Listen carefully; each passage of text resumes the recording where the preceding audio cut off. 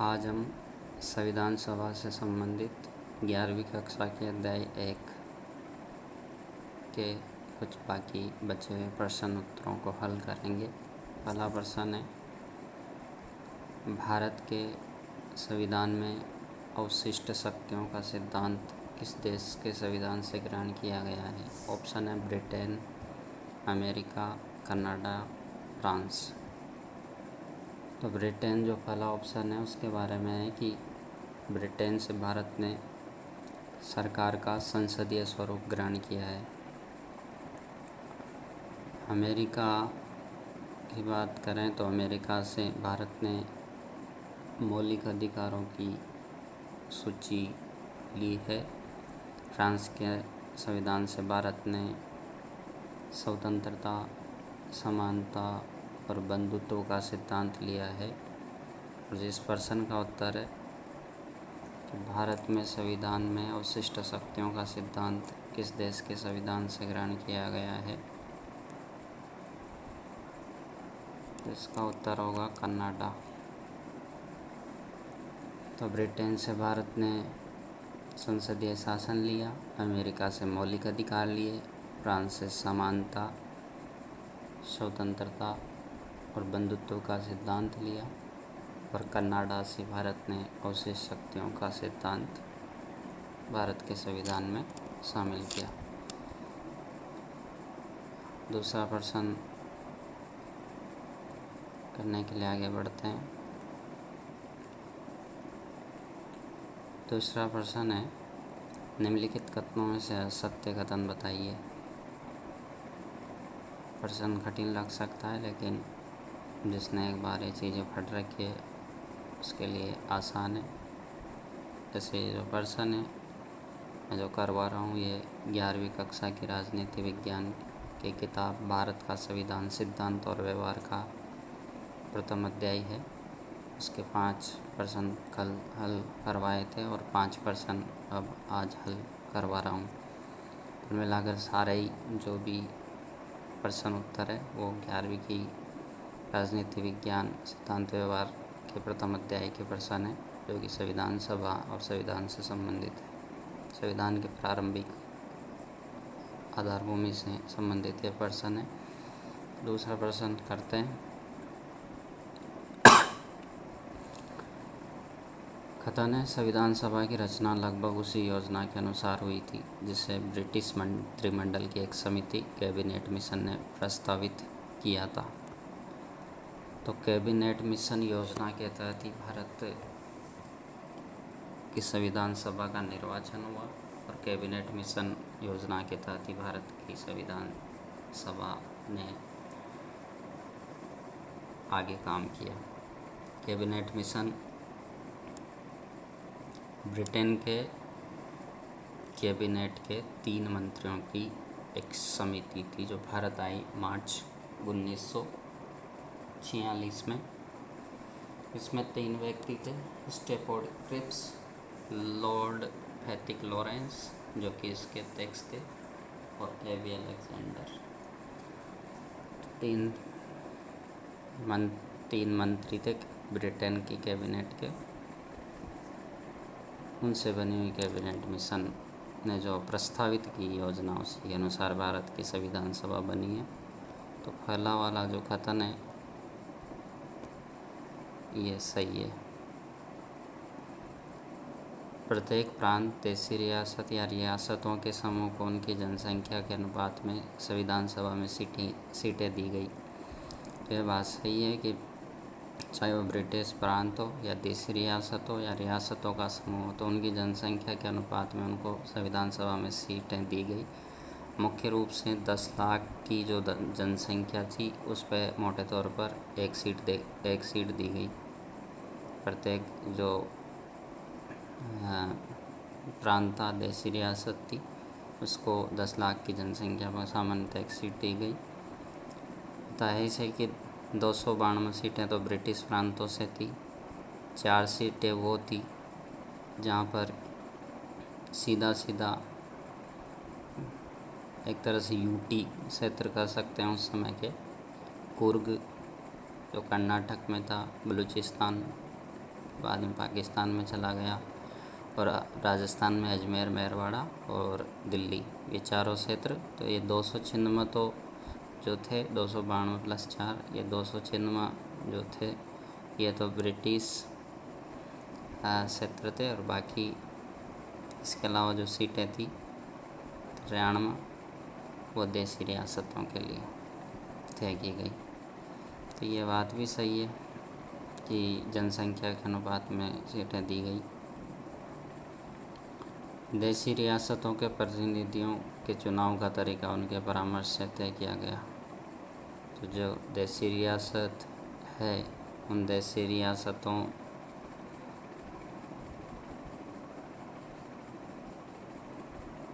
रियासतों के प्रतिनिधियों के चुनाव का तरीका उनके परामर्श से तय किया गया। ये बात भी सही है कि जो भी देसी रियासत के संविधान सभा में प्रतिनिधि गए वो वहाँ के राजा महाराजाओं के परामर्श से गए थे, या उन्होंने मनोनीत करके भेजा था।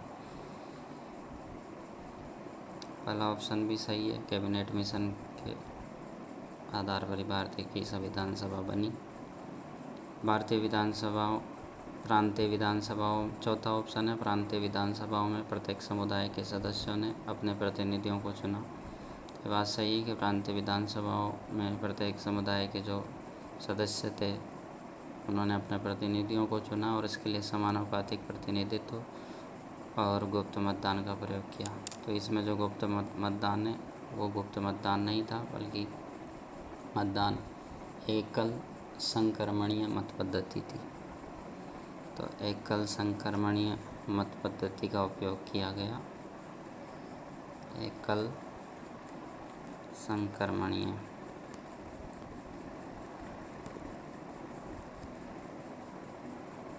मत का उपयोग किया गया। बाकी तो इसमें चाहिए गुप्त मतदान की जगह एकल संक्रमणीय मत पद्धति आएगा, बाकी सही है, इसलिए ये चौथा ऑप्शन गलत हो जाएगा इसमें। बाकी तीनों ऑप्शन सही है कि संविधान सभा की रचना लगभग उसी योजना के अनुसार हुई है जिसे ब्रिटिश मंत्रिमंडल की एक समिति कैबिनेट मिशन ने प्रस्तावित किया। यह बात भी सही है।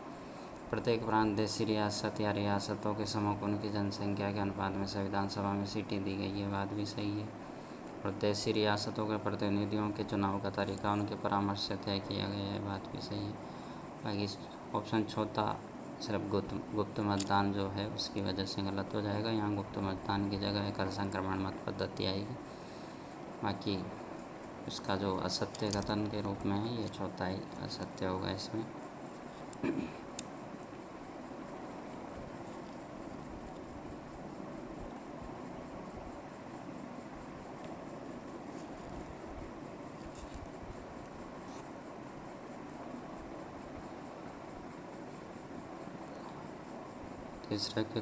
तीसरे प्रश्न की तरफ बढ़ते हैं।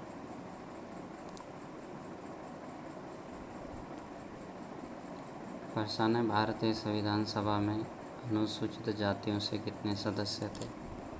26, 25, 28, 30। तो ऐसे संविधान सभा में जो सीटों का आवंटन था मूल रूप से जो 3 वर्गों में बांटा गया सीटों को, वो तो सामान्य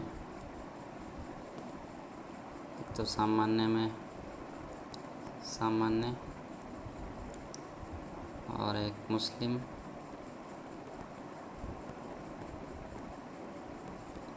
और एक सिख। कुल मिलाकर तीनों को सीटों का आवंटन किया गया, लेकिन जो सामान्य सीटें थी उन पर ST SC का निर्वाचन हुआ। तो कुल मिलाकर जो अनुसूचित जातियाँ हैं SC, वो तो कुल मिलाकर 28 सीटों पर निर्वाचित हुए। तो संविधान सभा में अनुसूचित जातियों से SC से 28 सदस्य थे, और बाकी ST की बात करें, अनुसूचित जनजातियों से ST की बात करें तो 33 सदस्य निर्वाचित हुए ST से। मिलाकर SC के तो 28 सदस्य थे संविधान सभा में और ST के 33 सदस्य थे संविधान सभा में।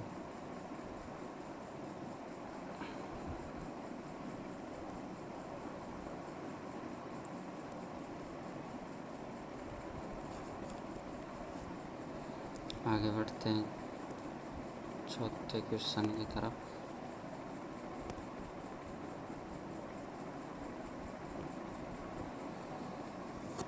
प्रश्न है, निम्नलिखित में से असत्य कथन बताइए। पहला कथन है 1948 के बाद से नेपाल में 5 संविधान बनाए जा चुके हैं। तो भारत का पड़ोसी है नेपाल, माउंट एवरेस्ट नेपाल में है और नेपाल भारत का पड़ोसी देश है, बिल्कुल भारत से लगती हुई सीमा है नेपाल की। 1948 के बाद से नेपाल में 5 संविधान बनाए जा चुके हैं। ये बात सही है कि 1948 के बाद से नेपाल में 5 संविधान बनाए जा चुके हैं। 1990 में संविधान के द्वारा बहुदलीय लोकतंत्र की शुरुआत की गई, पर अनेक क्षेत्रों में अंतिम शक्तियाँ नेपाल नरेश के पास बनी रही। तो 1990 में संविधान, जो नेपाल में संविधान था, उसके द्वारा बहुदलीय लोकतंत्र की शुरुआत तो हुई, मतलब जैसे अपने यहाँ बहुदलीय लोकतंत्र है वैसे शुरुआत तो हुई, लेकिन अंतिम सर्वे सर्वा नेपाल का नरेश ही बना रहा।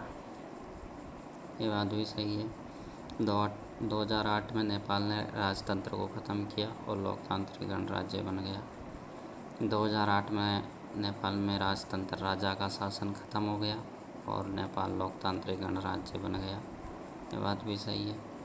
नेपाल ने 2016 में नए संविधान को अपनाया, तो 2016 की जगह सिर्फ 2015 आएगा।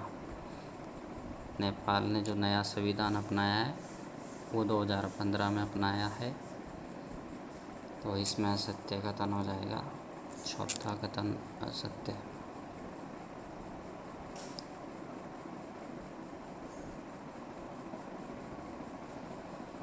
पांचवें क्वेश्चन की तरफ बढ़ते हैं। पांचवा क्वेश्चन है, डॉक्टर अंबेडकर को प्रारूप समिति में शामिल करने और इसके सभापति बनाने के निर्णय से बेहतर और कोई निर्णय नहीं हो सकता था। उन्होंने न केवल अपने चयन को न्यायोचित सिद्ध किया, बल्कि उन्होंने जो कार्य किया उसे भी गरिमा प्रदान की। इस संबंध में समिति के अन्य सदस्यों में परस्पर भेद गणना पक्षपातपूर्ण होगा। मैं जानता हूं कि उन सभी ने उतने उत्साह और लगन के साथ कार्य किया जितना कि उसके सभापति ने। वो सभी देश की कृतज्ञता के पात्र है। कथन किसका है? ये जो कथन है, डॉक्टर अंबेडकर प्रारूप समिति के क्या थे? डॉक्टर अंबेडकर प्रारूप समिति में शामिल किए गए। डॉक्टर अंबेडकर का प्रारूप समिति के सदस्यों ने ही निर्वाचन किया प्रारूप समिति के अध्यक्ष के रूप में। यह प्रशंसा की है डॉक्टर अंबेडकर की। किसने की है? जवाहरलाल नेहरू। पहला ऑप्शन है जवाहरलाल नेहरू। तो जवाहरलाल नेहरू भारत के संविधान सभा के सदस्य थे। उद्देश्य प्रस्ताव प्रस्तुत किया। बाद में भारत के प्रथम प्रधानमंत्री बनाए गए। सरदार पटेल भारत के प्रथम गृह मंत्री रहे, ये भी संविधान सभा में थे। महात्मा गांधी संविधान सभा में नहीं थे। और राजेंद्र प्रसाद भारत के प्रथम राष्ट्रपति और संविधान सभा के स्थायी अध्यक्ष रहे। और ये जो कथन कहा है डॉक्टर अंबेडकर के बारे में प्रशंसा में, यह डॉक्टर राजेंद्र प्रसाद का है, भारत के प्रथम प्रधानमंत्री और संविधान सभा के स्थायी अध्यक्ष डॉक्टर राजेंद्र प्रसाद का कथन है ये। तो आज के प्रश्न में ये 5 प्रश्न थे और मैं बता दूं कि ये प्रश्न भारत के संविधान सभा से संबंधित प्रश्न है और ये कक्षा 11 की राजनीति विज्ञान की किताब के प्रश्न है। भारत का संविधान सिद्धांत और व्यवहार, अध्याय 1, संविधान क्यों और कैसे से। आपको अच्छा लगे कमेंट करिए, कुछ ख़राब लगे कमेंट करिए, शेयर करिए, लाइक करिए। बहुत बहुत धन्यवाद।